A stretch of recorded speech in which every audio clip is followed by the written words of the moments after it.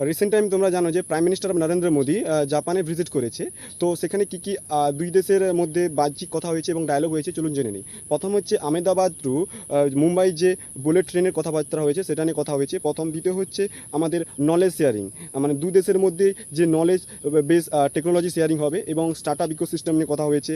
এবং তারপরে হচ্ছে আমাদের 5 লাখ পর্যন্ত শ্রমিক ট্রান্সফার হবে দুই দেশের মধ্যে এবং বেসিক্যালি নলেজ বেস শ্রমিক ট্রান্সফার হবে। এবং জাপান রিসেন্টলি আমাদের 10 বছরের মধ্যে 10 ট্রিলিয়ন ইয়ানস ইনভেস্টমেন্ট করতে চলেছে রিসেন্ট টাইম। এবং কালচারাল এক্সচেঞ্জ হয়েছে এবং আমাদের জয়েন্টলি কোঅপারেশন হয়েছে প্রায় প্যাসিফিক ওশিয়ান এবং ইন্ডিয়ান ওশিয়ান নিয়ে, এবং জয়েন্ট কোঅপারেশন শুরু হয়েছে এবং রিসেন্টলি সমস্ত ক্ষেত্রেই জয়েন্টলি কোঅপারেশন করা হয়েছে। এবং রিসেন্ট টাইম তোমরা জানো যে জাপান ভারতের জন্য 5th লার্জেস্ট মানে ইনভেস্টমেন্ট।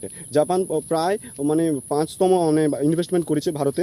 এবং জাপানের সুজুকি থেকে শুরু করে বিভিন্ন রকম টয়টো তারা আমাদের ভারতে ইনভেস্টমেন্ট করেছে।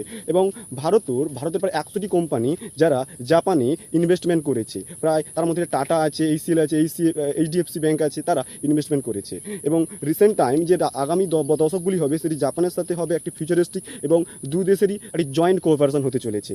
দু দেশেরই ভিশন এক, স্টেবল ফিউচার এবং স্টেবল সিকিউরিটি অ্যান্ড পিস, এইগুলি মূলত নেওয়া হয়েছে। এবং ইসরোর সাথে জাক্সার কিছু কর্মসূচি নেওয়া হয়েছে, যেটি আগামী যে গগনযান 5 মিশন হতে চলেছে সেটি নিয়েও কিছু কর্মসূচি নেওয়া হয়েছে। এবং তারা জয়েন্টলি কোঅপারেশন করবে এতেও জাক্সার সাথে এবং ইসরোর যে কোঅপারেশন। এবং সেমিকন্ডাক্টর নিয়েও কথা হয়েছে, এআই নিয়েও কথা হয়েছে। এবং তার সাথে আমাদের নেক্সট ভিশন, নেক্সট ডিসেক যে ভারত যে বিকশিত ভারত হতে চলেছে সেটা নিয়েও জাপানের সাথে কথা হয়েছে এবং জাপান এতে কন্ট্রিবিউট করবে। মানে সমস্ত ক্ষেত্রেই জাপানের সাথে ভারতের একটি দু দেশের ফিলি কন্ট্রিবিউট মানে খুবই মানে ফিউচারিস্টিক কোঅপারেশন হয়েছে দুই দেশের মধ্যে।